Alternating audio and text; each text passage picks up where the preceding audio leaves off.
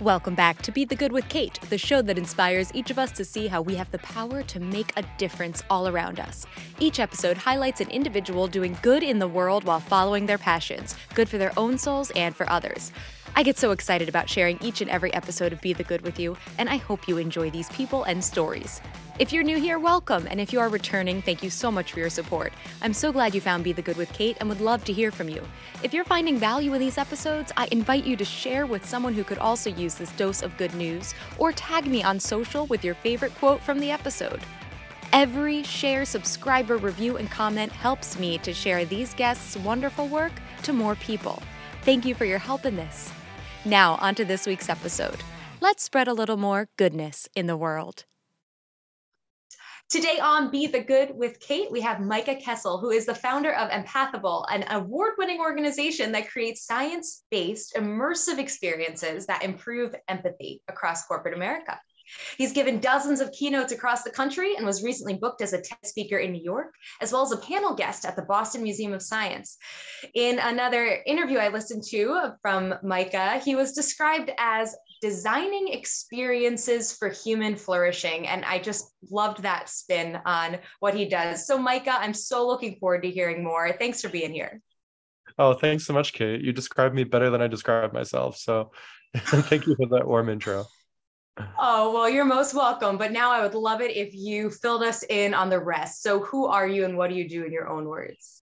Yeah, so I think designing experiences for human flourishing is a field that I don't think I've coined, but I do think that we could use more people on the team in the world of people who are designing experiences for human flourishing. I think there are many people who are doing it. More and more people can call themselves people who are doing it. I come from a background originally of opera singing. So I started that at a very early age, and I was, performing at places like the Metropolitan Opera and Carnegie Hall and things like that as a child. And so I got to see these big immersive spaces and notice how these emotional conversations in these big immersive spaces, known as operas, right, were actually very influential towards thinking about, our values and our choices and human behavior. And I think that seeped in at a very early age because I became obsessed with the idea that experiences and experiential design can impact the way that we become socially intelligent and emotionally intelligent. And so I'm really dedicated to creating those spaces for emotional nuance. And since we are in 2023, I thought, what better time to be considering how to do that on a global, scalable level. Amazing. Now I have to ask, how did you go from, you're a child, maybe you're a teenager, and you had this idea that there was something more you could do with this idea of the experiential and the empathy and all of that? Or did it come a little bit later and it was just kind of in its infancy then? Yeah, so I grew up that's a really thoughtful question. Thank you, Kate. I grew up in a few different places, in a very homogenous white Anglo-Saxon Connecticut, and then also in like a very multicultural, diverse Queens, New York. Later, I lived in Hamburg, in Germany, as an exchange student with a German family that I'm still very close to, and is still family. And lived in the Netherlands and Belgium for about 13 years, in California for about 5 years. So I've always been going to these different environments from a very early age. And I think coming from different cultures and being in different environments meant that I had to continually adapt. And the interesting thing about adaptation is you're always adapting to the idea that you're always adapting to a group of people who think that their way of doing things is the norm, if you know what I mean. Does that make sense? Like, Yeah. Especially in European countries where you have thousands of years of culture to kind of justify the idea that the way that we do things is the norm. You're adapting to that idea of a norm. But, in the back of your mind, even if you're saying, yes, that makes sense. Like, this way of doing it makes sense. Yes, this is the way it is because this is the way it is. Yes, this is how we do things. Somewhere in the back of your mind, you also can tell yourself, well, it doesn't have to be that way. And like, there are other ways to do things. So I think that was always there, right? This idea of other possibilities of the way that we see reality. So it sounds like you are very much a curious, you've always been a curious person and a questioner. Is that correct?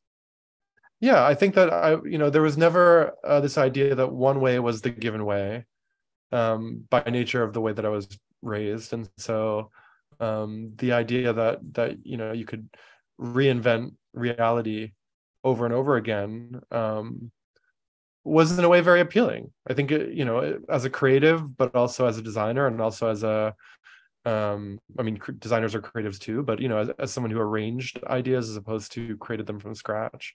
And as a business person, really, you're also inventing often from nothing. So all of that led to adaptation, improvisation, yeah, things like that. And to be vulnerable, I think, like, my parents got divorced when I was 7, which is not an atypical story in our times at all. But generally speaking, for so many, divorce is about people that don't exactly see, hear, and understand each other, right, in the way that maybe they could have later in life, or maybe they were never meant to. But in any event, that kind of early childhood desire to live in a space where we could see, hear, and understand each other better was always a part of my life. And so creating an experience around inclusion and belonging and empathy probably comes from that as well.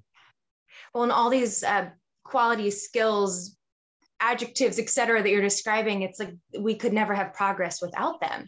So it's just such a great example on that grand scale as well. If we don't adapt, we will completely collapse as a society and a human being.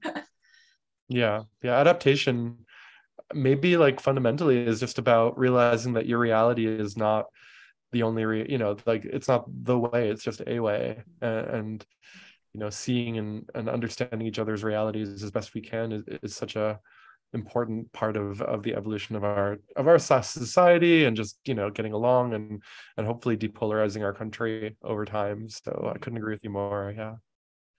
Absolutely. So now, how did all of this set the foundation to then create Empathable? So Empathable was created first as an immersive physical experience where you could walk in the shoes of other people, by going into a giant shoe. Literally, it was over 10 feet tall, and it was over 5 feet wide and 12 feet long. And you walked inside and you could see what it's like to put on the clothing of a very specific individual. And sometimes that individual was a non-binary person, or a Black woman from a first generation college student from a low income background, or it could have been anyone. We created the experience around a few specific individuals. And as you put on the items of clothing, you kind of transform. You put on their items and you'd be wearing something that you'd not normally wear, which is an interesting feeling, to put on an item of clothing that isn't yours, and to imagine that it would be yours. And then from there, you'd be looking in the mirror, but the mirror would then disappear because it was a two-way mirror, and behind that two-way mirror was a screen that would bring you into these point of view immersive reenactments of real moments in real people's lives. And we brought people through this experience with heart, sweat, and temperature monitors, together with our emotions research lab at Northeastern. And we noticed that it was more like they were watching a football game than going through a bias training, right? There was something really evocative in terms of how people were experiencing this. And when you think about LinkedIn learning and kind of like the floating head telling you what to do and think, or when you think about sexual harassment trainings that you had to go through at work, they're all so flat in so many ways, and they give you concepts, but they don't give you experiences. And that's ironic, because most of what we learn in life, we learn through experiences. So why are we continuing to teach through concepts? And I think realizing that made us realize that we were onto something important. And when you're onto something important, it kind of gets its own legs. So we gained a lot of traction by sharing this experience with different hospitals and businesses and universities. And that kind of led to a major donation and support from one of the country's top app developers, Willow Tree Apps. And so they've given us over $3 million of their time to create an iOS and Android app where you're going to be able to walk in the shoes of different people every day for just 5 minutes a day or 3 minutes a day. But by doing so, how much empathy can you how much can your life change by having that little moment of adaptation that we were talking about, right? That little moment of being able to see someone else's perspective. And so that's kind of how the experience got a life of its own. And I feel like I'm in service to that life. That is so fascinating. And, I recalled as you were talking about it, I've been a performer since like I was 8 years old in community theater. And that idea of a lot of actors talk about it's when they put the costume on that they really feel in the role, more than anything. And so I just really thought of that when you said, because that was just such a small version of what you're doing. And I always have felt like when you put the outfit on of the, 1920s rich fill in the blank or the 1960s, blah, blah, blah, whatever it is, it really does add to that experience. So I can only imagine what this was like for people to literally step inside this whole world. And then this two-way mirror you had as well. How did you actually come up with the concept of creating the structure and getting people there? So previous to Empathable, I was co-founder and creative director of an immersive experience design company in the Netherlands. Our name was Cherichello. We're still there. If you go to Amsterdam, you can still book an experience with cherichello.nl. And we had the world's top escape rooms, according to TripAdvisor. And these escape rooms weren't scary. They weren't zombies. It was more about magic. It was more about immersing yourselves into, an adventure, and uncovering secrets and kind of being in the cinematic magic that life can offer, and asking ourselves in a world where so much of our time is spent going to dinners and going to the movies and doing things that we are used to doing, how can we offer something that's like wildly different? So I watched, I don't know, thousands and thousands of people over and over again go into these immersive experiences in the old stock exchange building of Amsterdam. And it's the same experience, but it's like a different 6 people every time. And you get to see how like 6 people can act very, very differently based on the same experience, right? Some people would, and the extremes were there, right? Like people would work collaboratively really well together. People would work completely independently and work well together, or completely independently and work awfully together. People would get really frustrated and punch things. People would propose to each other. Like literally, we had like 3 marriage proposals.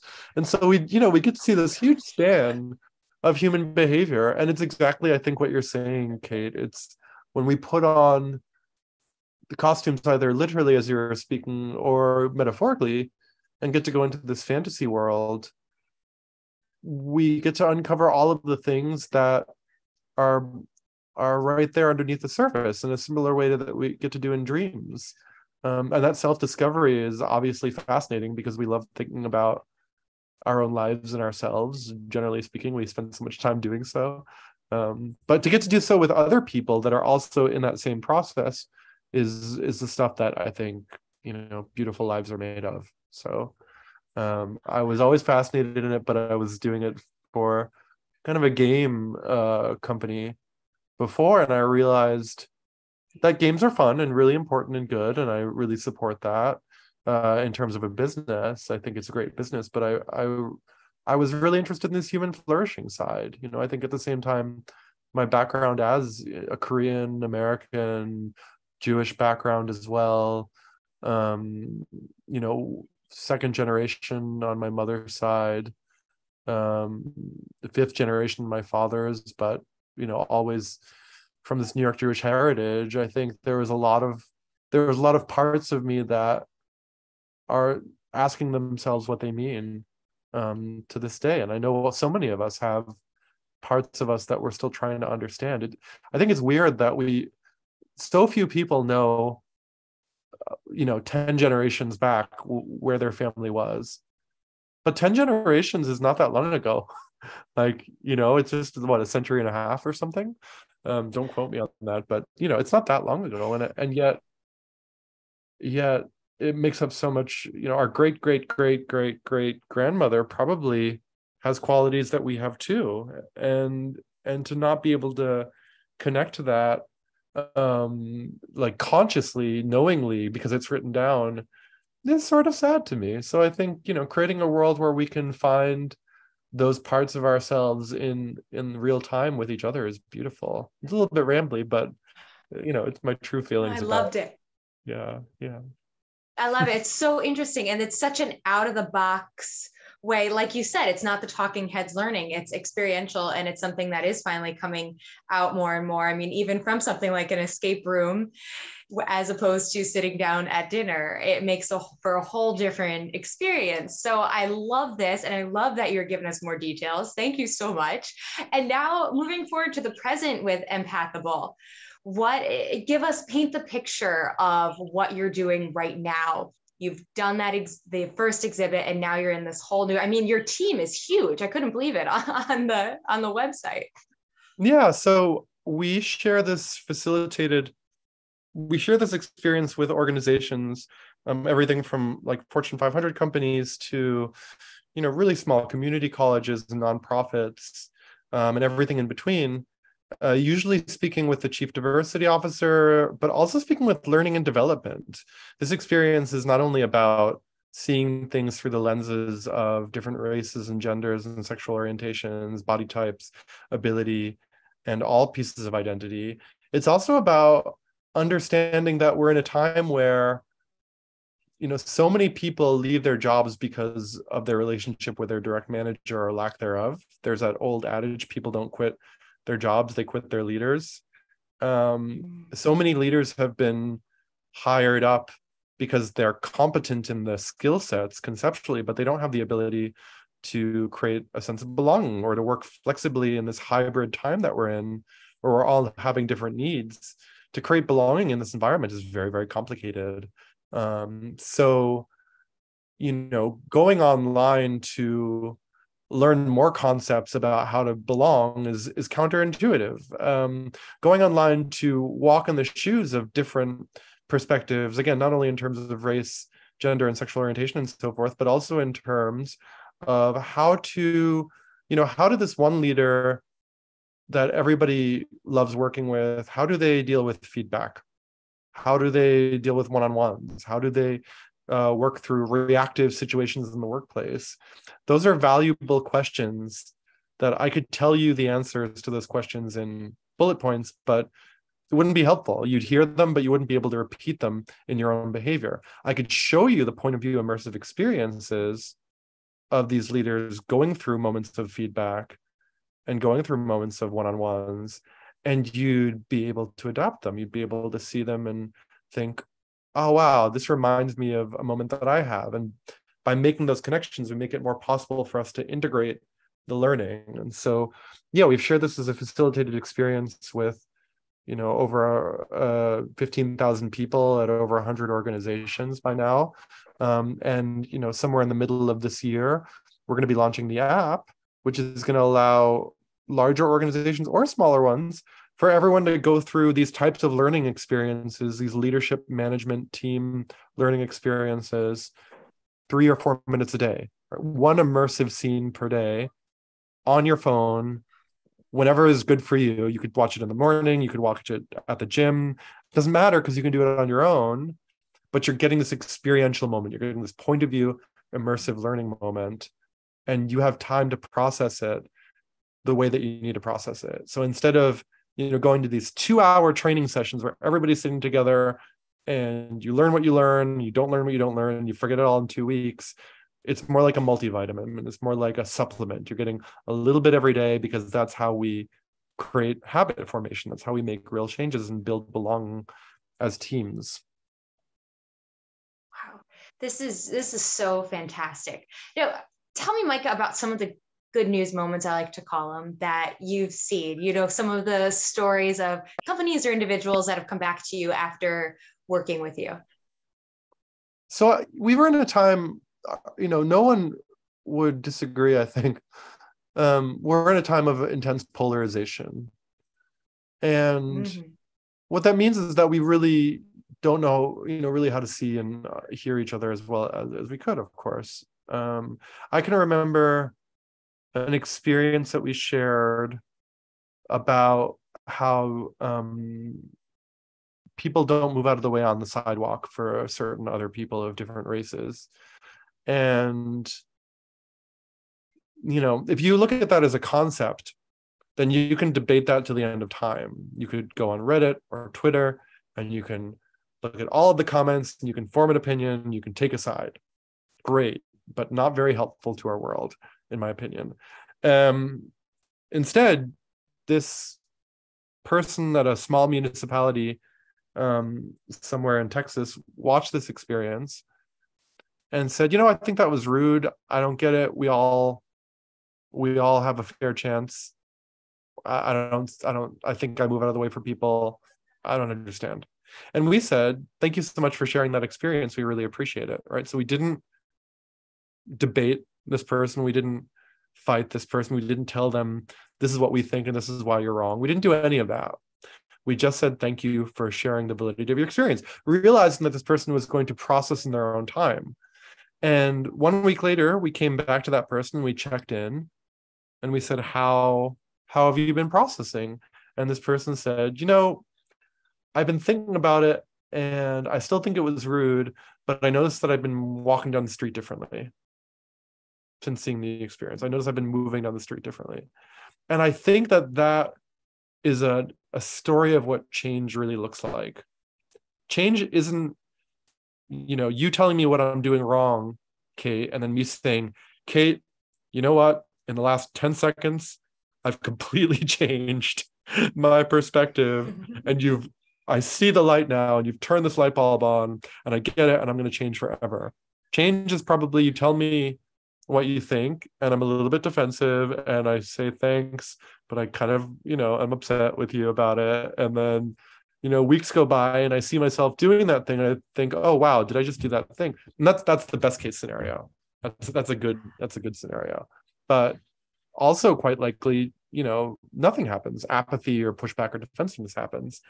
And so that was a great example of how experiential learning changes behavior. And I've seen that type of thing, that type of moment where we didn't push back and someone learned in their own time.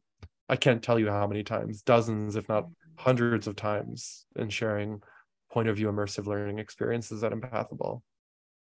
Wow. And it makes so much sense when you start to think about just how we do process things and how we take criticism or suggestions or anything in between.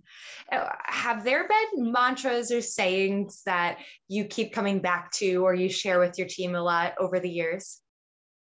Yeah.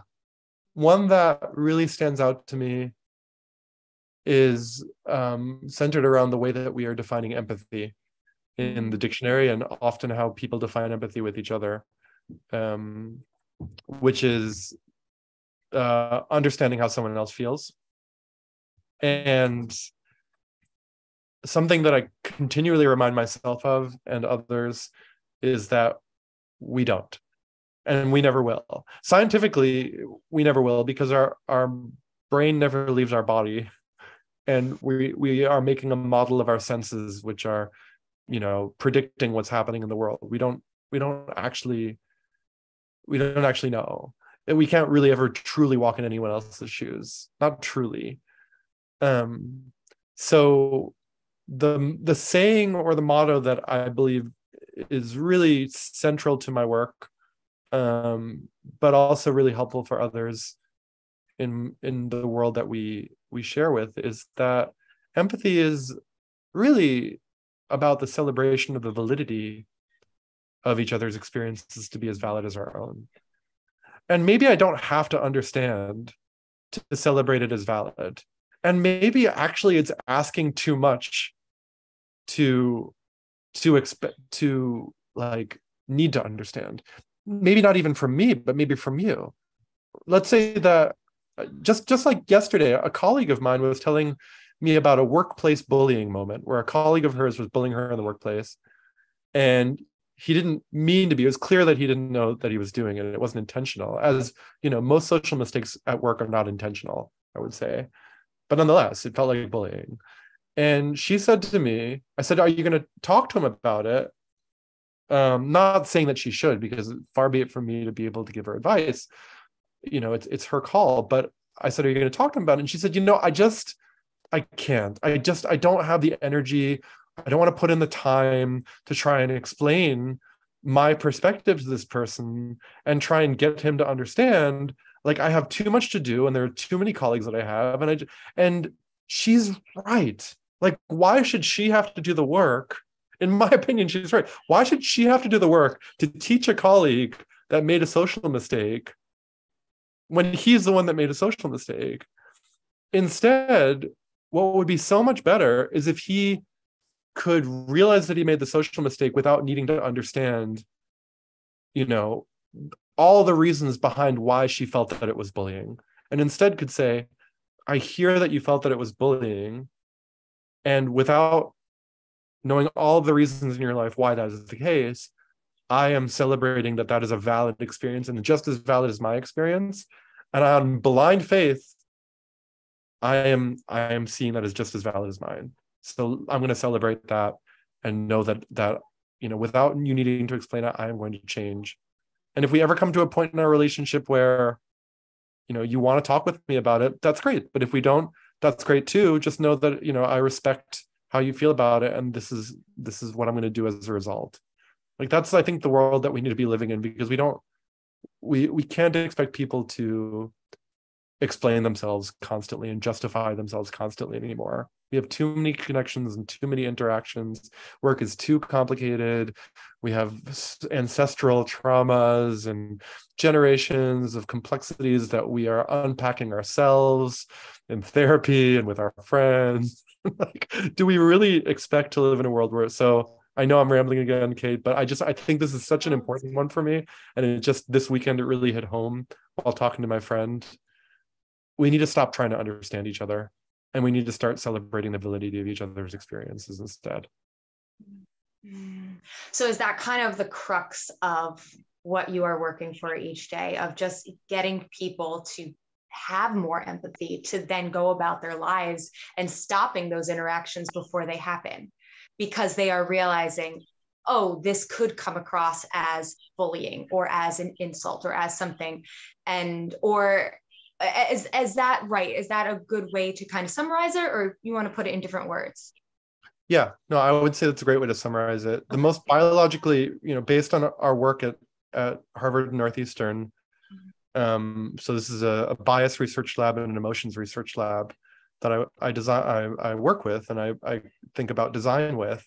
And I know from these labs' works that the two most expensive things that the human brain can be doing are moving, like physical activity, very biologically expensive. We burn a lot of energy moving, and we burn a lot of energy learning. Learning is very biologically expensive. It's very costly.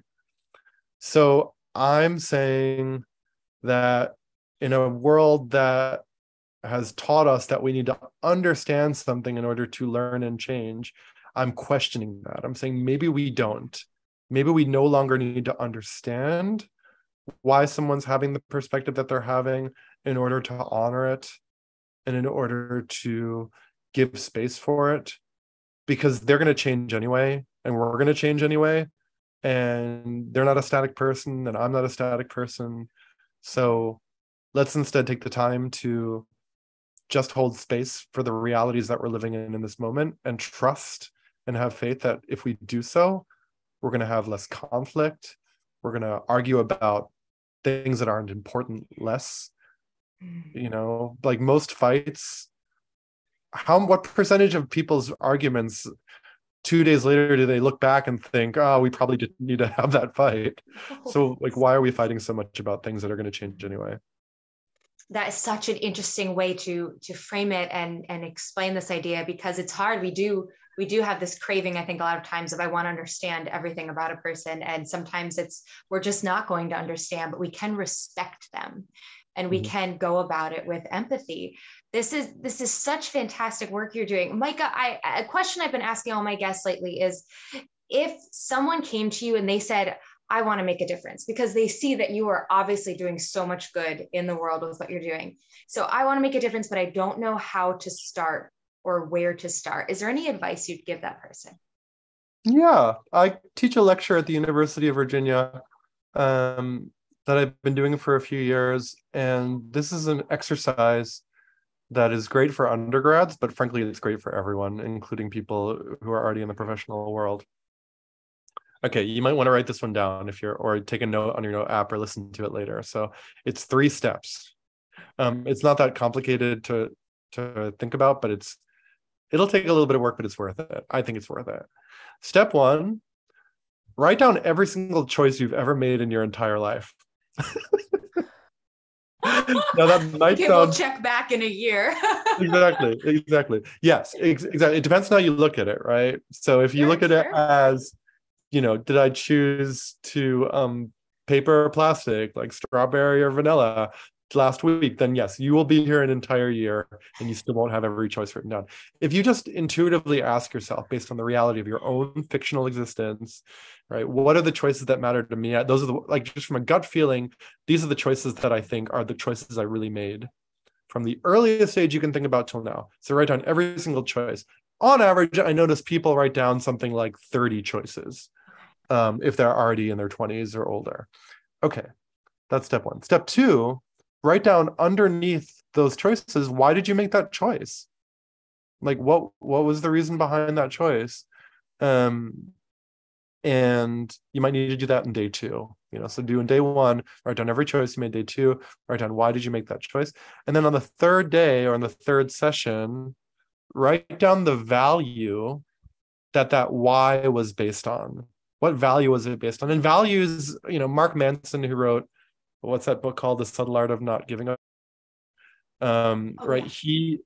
Really popular book. He defines values really nicely. Values are immediately under your control. Sorry, they're under your control. You decide, you can decide them.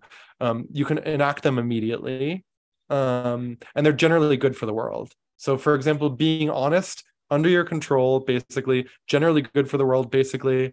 And you can do it like immediately if you wanted to. Being the most popular person in the room, not under your control, probably not better for the world if you're the most popular person in the room, and certainly not something you can do immediately, right? So doesn't count as a value, or you could say it's a bad value, but good values have those 3 qualities. So write down all of the values behind that why, right? I decided to sing opera when I was 10 years old. I did it because I was looking for spaces for, an outlet for my creativity in a time where I didn't have it. The value was that I wanted to have a way to express emotional nuance. I felt like sharing emotions is important to me. There we go. That's a value. I can do it whenever I want, or generally good for the world, under my control. So all of those whys, write down all of those values, and then go take a nap because you did tons of good work and you're doing a great job. And then later, the next day or whatever, go back and tally it up and see which value in your lifetime has been the one that you have exercised the most. What is the value, the good value, ideally, that you based? And if you made a choice based on a bad value, just ask yourself, what value do I wish I would have applied? That's the workaround there. Okay, which value did you apply the most? The one with the most tallies, that must be one of your deepest values. By definition, it's one of your deepest values. So how can you apply that value into your life?